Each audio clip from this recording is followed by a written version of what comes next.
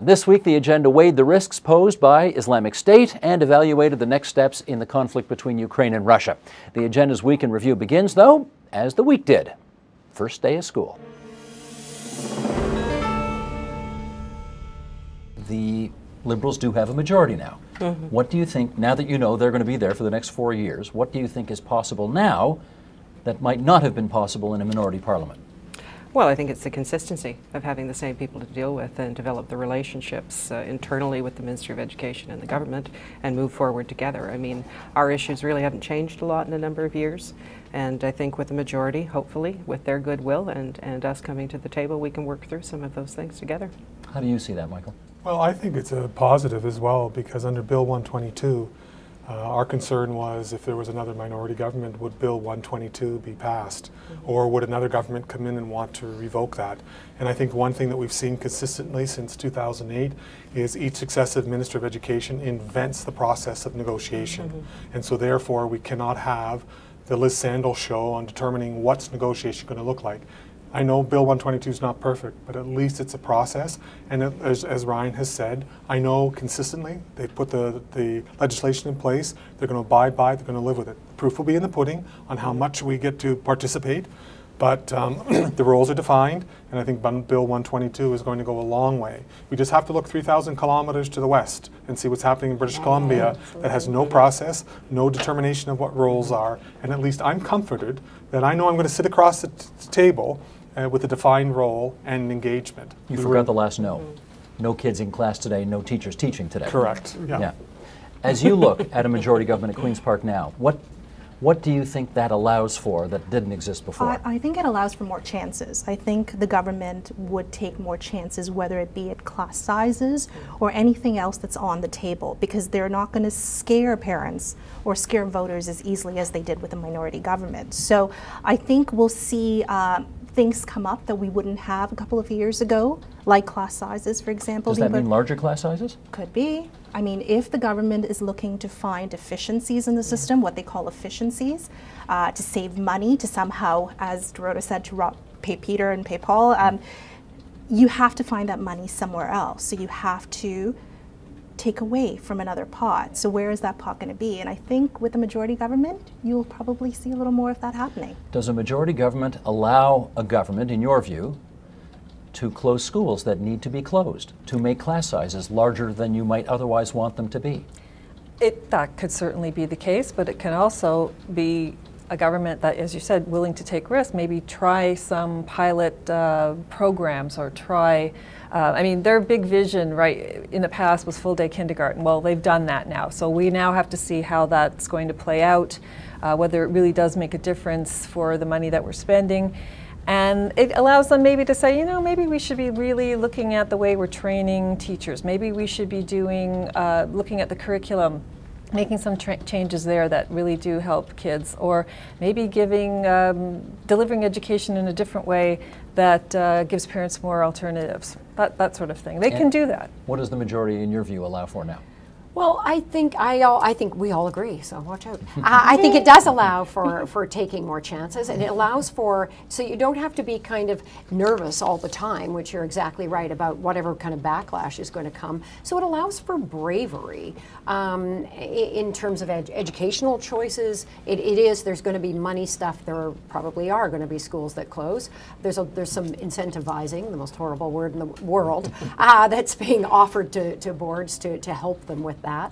But for me too, I hope that, we've just launched a big thing to look at how we define and measure and success in education, and should we have broader goals for that. And I think that there's an openness possible to a whole bunch of discussions in education where you're not just dealing with, one of the biggest problems in education is the political swing back and forth, or just the politics, the incessant politics in it. And so maybe now we can have like 4 years where we're not quite so worried about the politics and we're trying to really do good stuff. Even though you hate the word, I'm going to repeat it. The incentivizing that the province uses to try to get you, as the guy representing all the school boards, to make unpopular decisions, such as shutting down schools where half the classes are empty now. Correct. How's that working? Well, I mean, certainly, because when you'd asked the question earlier, will a majority government give the government the opportunity to be able to close more schools? Well, unfortunately, trustees make those decisions at the local level. So someone also says, that would they ever get rid of trustees? You got to be kidding! They're not going to get rid of trustees, because who are they going to blame everything on if they get rid of trustees? We are the whipping boys. So, I mean, certainly, when you look at some of the cuts that have taken place, and in certain budgets, in administrative budgets, etc., that are hurting schools. That Spec Ed is not funded to the level that it needs to be funded. Our North schools are not being funded to the area that they need to be funded. We have many, many issues that I would hope that we have an opportunity to have a very fulsome discussion on. So when you're talking about closing schools, no, it's not working out well. But I think that what we do have is an opportunity under Bill 122 to be engaged in the labor piece, but also to be able to attempt to be able to do some of those things. Parents are going to encounter, it's just normal, a whole range of issues, concerns, problems, criticisms, and stuff they're going to be dealing with starting today and going on until the end of June. And you are all representative of some of the, you'll forgive my use of this word, stakeholders. You all have sort of a piece of the action, not you so much, Caroline. You watch it all and report on it all, but you four have a kind of a piece of the action of all of this. And I would like to have some bit of discussion now on what parents who have problems, what they do. Because I suspect they don't know, do I go to my trustee, do I go to my principal, do I go to my teacher, do I call Annie Kidder, do I call Michael Barrett, do I call the Globe and Mail? What do I do? This is a $22 billion system that is completely opaque to me. I don't know what to do. Want to give us some advice? Well, first you call Annie Kidder. Thanks, Caroline. First you call Caroline. Steve, I really feel for newcomer parents or parents with kids with special needs, because navigating the education system is a tough job. Where do you start? You start with your principal. What if you get no response there? Do you go to your school trustee? Do you email the Ministry of Education for a response? I know Annie at People for Education has a lot of resources for special ed kids, which is great, or special parents with special ed kids, to navigate the system. But, I would say start with your principal. Is the principal sort of in charge of problem solving at the school? To some degree. To some degree. To some degree. And then move to your local trustee. I would back it up. You You would go to the teacher to your first. child's Either- teacher. Yeah, of course. Yeah. Of Teacher course, first. of Teacher course. first? Teacher first. Teacher first. Teacher first. I mean, Yeah, if there's it's a hierarchy a board, of- if it's a board problem, though, if it's some issue with board navigating from one school to the next, for example, wouldn't you go to your principal and see what's there? Possibly, Yeah. but I'd be inclined to talk to the teacher first. Right. Remember, School secretaries, they know everything. That's School true, secretary. they They do. do know They everything. They're really in charge. or the They do. custodians. Yeah. They're very good too. But you pointed out, you said, Doretta, there's a hierarchy. Well, there's a of- hierarchy of who to go to, and obviously you're going to deal with the teacher first because that's the person that sees your child all the time. So, but you keep running up this whole every level of until you get the response that is required, and some parents don't have the nice cooperative principal who's out there looking for them. Sometimes you get a principal who's like, "Oh, close my door. I don't want to deal with all these problems." And I mean, they're few and far between, but they do exist. Or you go to the superintendent level, and I know of parents who've been banned from setting foot on their own children's school property because Rightly so or wrongly so? a bit of both, probably. I mean, some parents just don't know when That would be a to hard one to back off. generalize. And exactly, but there's no recourse outside of the system itself that you're trying to deal with until we have now the provincial ombudsman is now, I believe, has oversight over Yes. school boards. So maybe there's a ray of hope Not there. passed yet. Not Please. passed Not yet. passed, No, it's not. but, And advocating against yes. it. So Well, I think there needs to be something because if that's you what the role of trustees for. well, it is, but there are some, like I said, if your trustee is 95%. unresponsive, There's always a Yeah. 95% yeah. rule. So Sorry, what does that mean? 95% of people are always doing the best. 95% of the That's teachers right. are always doing the best. 95% of the principals are doing the best. There's always going to be 5%. 95% So of for the that trustees. 5% of the number of children enrolled in our province, that's a significant Yes, portion but of I'm children. generalizing as well, Yeah. perhaps. But I would go back to your original question and say the first. I agree with you, Ryan, that the first step should be Yep. back to the right to the teacher and with the school. But that's what the role of trustee are. We are ombudsmen for the public school system. We're elected. We get our performance reviewed every 4 years. That's what we're there for. The system is very cumbersome. That's what we're there for. And we work in partnership with superintendents. I know the system is very cumbersome, but being around for 3 or 4 terms, as many of our trustees have been, we're there to be able to help parents navigate the system. And Okay, your but Michael, children don't stop growing in 4 years. humor me for a second, Michael.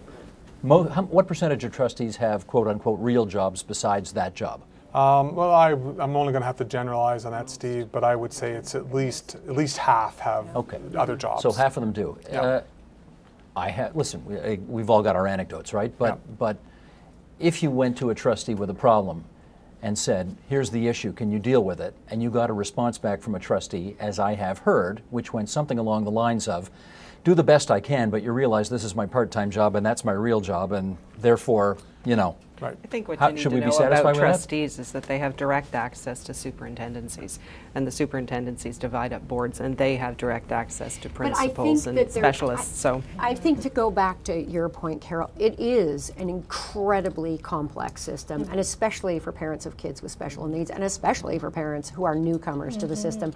And my worry, or our worry, always is, parents aren't a group. They're not a system like the system is. So they don't agree about any particular thing. So, but with your own individual child, I think it depends a lot on the amount of kind of social capital you have. So if I speak English, I know the system, I know who to go to, I know how it works, I'm much more likely to get what I want. And it is a problem. I mean, and I think it is important that we have trustees, but I think at the board level it would be helpful that, because people do phone us, and it's not our role in the system to try and I'm sure they phone you too. So we try and sort of support them, but we can't walk them through it. And trustees are overburdened by all the other things they have to do, and maybe they have other jobs.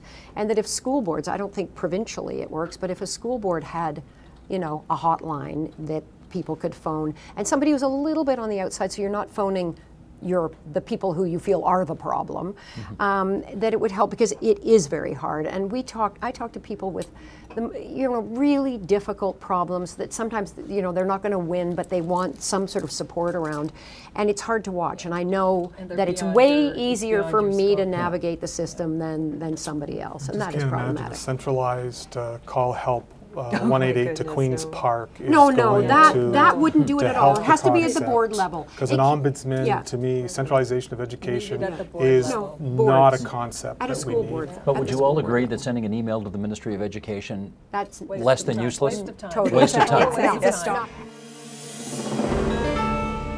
When I hear the greatest threat since who knows what, I think this is baloney. It's hysteria, and it's kind of childish hysteria coming out of Washington. To me, it's the prelude for a U.S., British, French attack on Syria. It's prepping public opinion for that.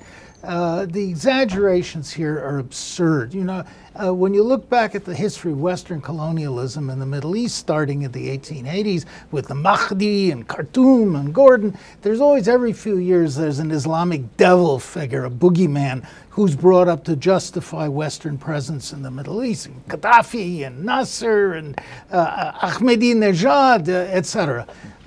These guys are the latest ones. They're a bunch of brutal thugs, but that's the Middle East. That's Iraq for you. They are not a threat to the Western world, as people are claiming. They're not going to be marching on Cleveland shortly. No, maybe not Cleveland, but I have seen some interviewed who say we can't wait to raise our flag above the White House. Well, they're big-mouthed teenagers. The real threat that comes from the Islamic State is that they will undo the Western-imposed colonial order on the Middle East, and that their main threat is to American domination of the Middle East and to the Saudis, who are the chief henchmen for the United States in perpetuating that domination. I have a very hard time with that analysis on multiple counts. First of all, I don't see any appetite. I mean, I work in Washington, and I haven't seen any appetite for an intervention in Syria at all. And I think if you were to look at any single thing that characterized the response to the rise of IS in Washington, it's actually, how do we stop this from dragging us into Syria? How do we prevent this from creating a constituency for action against IS in Syria, at least on the part of the government? And so I think we're just operating in two separate realms here. The other is that I really don't think you can dismiss what IS has done, although Bassema is right about it being, areas of direct control being confined to cities and road networks. That's true of many different forms of political control, though, in rural areas. But it is highly significant if an organization like this seizes control of Raqqa and Mosul and Tikrit and Fallujah and these are not irrelevant places. No, but particularly not but Mosul. it's not a country, or I should ask, I guess. Is it a country No. in the sense that it offers services, It's it has not a- institutions, it Well, does... yes and no. Yes. I'll answer your question. It's not a state yet, but it's much too close. They are developing state-like qualities. They are providing services, particularly in education, which should really worry people. There is a very intensive program to create and build the citizenship of this caliphate. They know that the people who have either not fought against them or fought alongside them in Iraq and Syria have done so out of desperation and anger, and particularly through brainwashing and indoctrination in school systems. I think that ought to be taken very seriously. And let me just add, I agree with Hussein. I think it's wrong to dismiss them as they are state-like in a way that other organizations are not. Why? They have a customs service, right? Yep. They have border controls, and so when you cross borders, They've actually erased a border. they've erased a border. They have police that stamp when fighters cross borders. So actually, that's part of the way that we're, relatively speaking, able to track who goes and who doesn't. They provide educational services. They provide health clinics. Yep. So they have a whole arm entirely separate from their military and from their police that they are investing in very, very heavily right now, because they're, and this is consistent in a sense with the goal of establishing a state. They know that unless they deliver on services, they will not be able to take that critical next step and consolidate Beheading their services. institution. Well, they have Well, done they that do too. that too, because but they're not the only state in the world that uses terror to rule. No, Right, the Saudis just cut off 19 people's heads in the last month, including one for witchcraft, our ally. In this case, though, it's important because the imposition of harsh justice in lawless areas is actually an appeal to people who are more terrified of anarchy than they are of harsh I justice. saw And Taliban do this Exactly, in that's precisely, that's the Afghanistan. correct analogy, is the Taliban, I think. Thank you. And in this case, it's the court systems that they use, and even things like consumer protection. So they're offering order in chaos. General Dempsey may want to take issue with you, because Martin Dempsey, the U.S. Chairman of the Joint Chiefs of Staff, says this is an organization, speaking of IS, that has an apocalyptic, end-of-days strategic vision that will eventually have to be defeated. Right. Do you agree with that? I do, actually. In everybody's interest, I do. I think it's really important just to roll back a second and remember what was said in Washington a few years ago about what was happening in Syria. On the one hand, Assad was about to fall. Right? On the other hand, there were no rebels worth engaging with. There were no good options, so we won't do anything. There were those of us who went blue in the face, myself included, and many others who went blue in the face saying, if we don't get involved in helping to shape the nature of this conflict and the character of the actors, others will. And it won't be to the benefit of the United States, it'll be to the benefit of others, and maybe even in some strange and elaborate long-term way to the benefit of Assad, who I think has benefited greatly from having IS be his primary opponents rather than anybody else. It's actually the one thing that makes him look, plausibly reasonable as a figure to Is stay in this power. what you had in mind when you said those statements before? Yeah, actually, exactly what I had in mind. It was precisely what I had Well, in mind. let me give a And, different hold on, view let on me that. finish the thought. Just so now, when people say, "Well, what can be done?"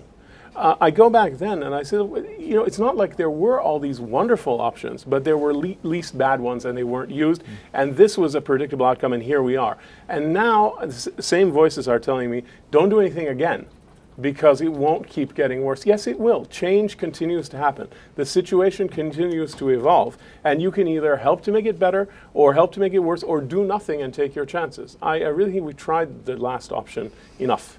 Well, I think, after the U.S. has lost the war in Afghanistan, Iraq, it's losing ground in Yemen, it's up to its ears in Somalia, it has completely made a wreck of things in Libya. This is hardly a good argument for plunging into another war. Now, General Dempsey is a very smart guy, and I have a lot of respect for him.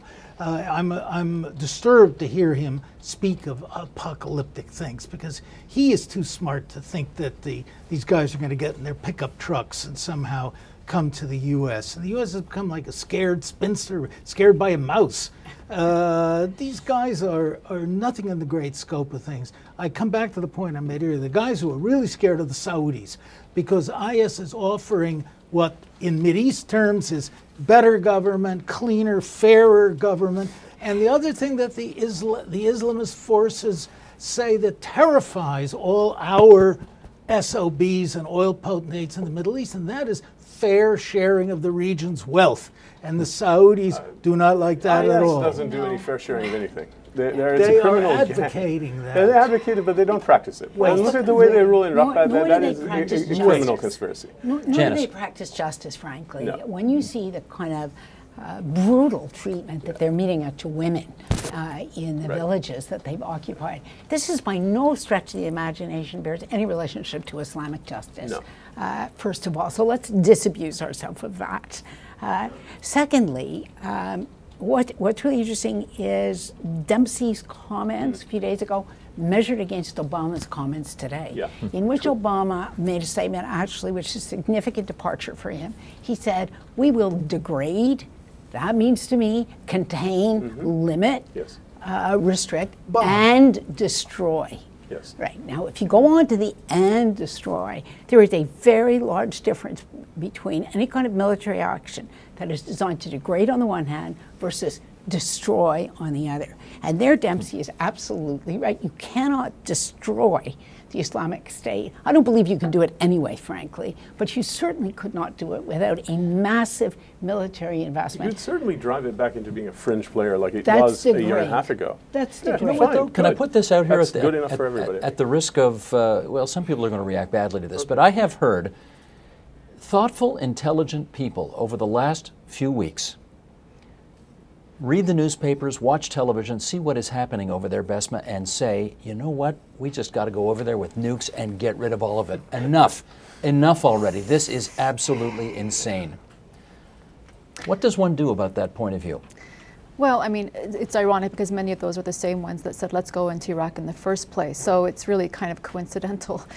I don't think so. One of the things I think that we need to think about in terms of a strategy is to both consider, yes, there has to be some military measure there, but I think it needs to be combined with the political. And I think that's a message that's coming out of Obama. Let's show everybody a map to remind everybody the part of the world that we're talking about. This is a map I suspect you've seen many times if you're following this story. It's the eastern part of Ukraine, 3 spots in particular which are starred, where the pro-Russian separatists and suspected Russian military units have centered around these 3 centers in hopes of, well, we shall see. We'll talk about that tonight. Taras, as we look at this map, what does it tell us about what Russia wants?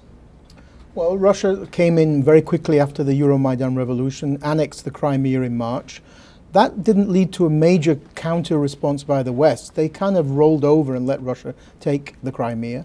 And then Russia began to support through the use of special forces, providing local arms, and now more recently the intrusion of Russian regular forces, as the separatists were about to be defeated, into the Donbass, which is 2 regions of eastern Ukraine, Donetsk and Luhansk. This is the home base, together with the Crimea, of the ousted Party of Regions and the Communist Party. And so it's a mixture of a kind of a counter-revolution to the Euromaidan, as well as Putin's desires to kind of turn Ukraine into a satellite state and the Ukrainian leader into a suzerain of Russia. Let me follow up with Mikhail on that. Is it clear to you that what Russia wants and what these pro-Russian separatists in the Crimea want are the same thing? No, it's not obvious, and I think these interests actually may diverge and are divergent, as we've seen before. On a previous occasion, Putin called against the referenda in Luhansk and Donetsk People's Republic. It was not followed. There are other situations when it would be inappropriate to say that what you see is just Moscow's mindless puppets on the ground. I think these people, I mean the separatists, have their own mind and they pursue their own agenda. What do you see when you consider what Russia wants here? Well, I think you have to really start at the beginning. And what this started with was Vladimir Putin seeking to make Ukraine into sort of a twin of Kazakhstan. He wanted in Ukraine a vassal state, and ideally a vassal state with a sort of soft authoritarianism, similar to what you have in Russia, what you see in Kazakhstan and Belarus. And the particular deal he was looking for, and he was prepared to pay $15 billion for it, was an economic deal with Russia, Kazakhstan, and Belarus. So that's what he was looking for. It didn't start with an effort to conquer Ukraine or invade it. But what we've seen subsequently is Putin, step by step, being absolutely surprised by the turn of events in Ukraine and responding, I think, in ways that weren't calculated. The National Security Advisor for Jimmy Carter, Zbigniew Brzezinski, gave a talk about this recently, and we want to play a little snippet of this talk and then come back and chat ourselves, okay? Roll tape, please. A divided people is the point of departure for the chauvinistic claim that Russia's sovereignty embraces all Russians, wherever they are. And that has, for anyone familiar with European history, some ominously familiar sounds prior to World War II. It leads, of course, to the concept of protecting compatriots abroad. And the notion here is of an organic, integral unity between all Russians, irrespective of their territorial location, unless that territorial location can be altered favorably in reuniting the Russian people. Think of the Baltic states. And last but not least, the conviction that Russia is not part of the Western civilization, is also not a part of China.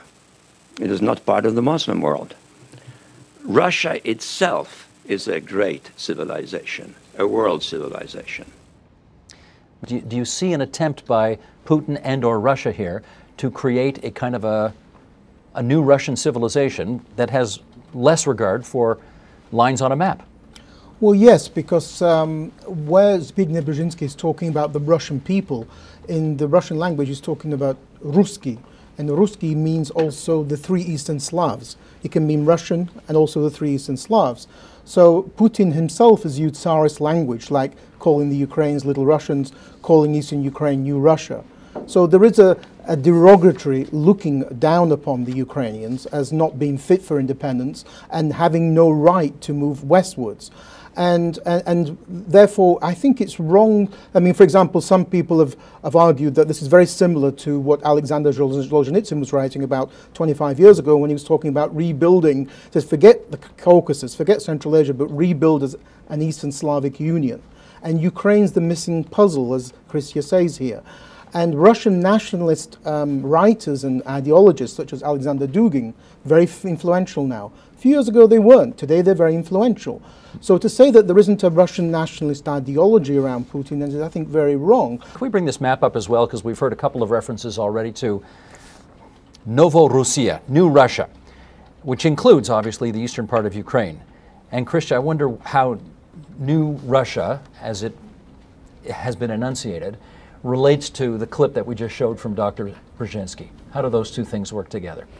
Well, I think it's a justification. I think that what we're seeing is President Putin building a justification for his presence in Ukraine. Now, I actually agree with Luke that Putin is not, Putin is very cynical and he is an opportunist. I think his primary and original goal was domination of Ukraine and to have Ukraine as his vassal state. That didn't work, and I think now he's looking for different routes to domination and control.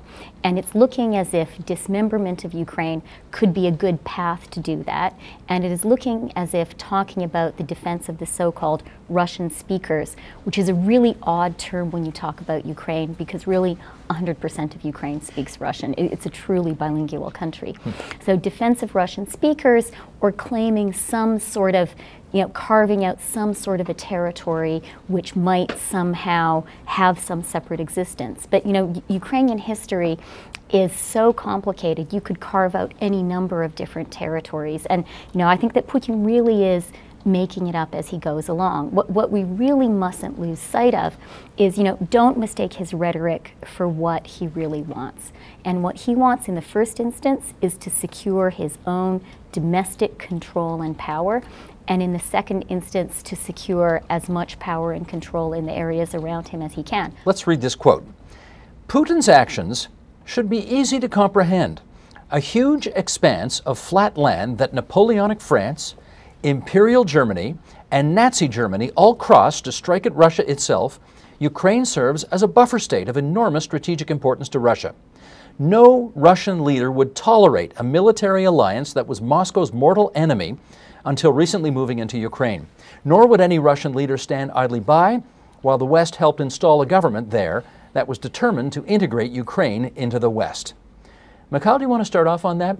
I think it is understandable, and Meir Sharma actually makes a comparison to the United States of America. And imagine he says that, say, Canada would be pulled into some sort of anti-American alliance. Would Americans just watch idly and stand by? Probably not.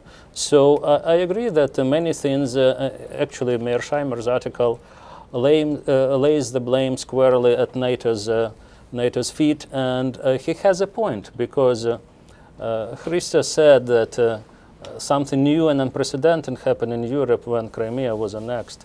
Well, something new and unprecedented happened when Serbia was bombed, I might argue, and that when NATO first came into the territory of the sovereign nation without United Nations mandate and changed the situation on the ground. When Kosovo gained independence against constitutional provisions which were existing at the time in military way, essentially. So Putin just learning from the best. He is looking around, and this is Meir Sharma's point, and he's watching how realpolitik works in the world, and he makes comparable choices. Lucan, do we live in a bit of a glass house on this one? Well, I think that the argument doesn't hold water.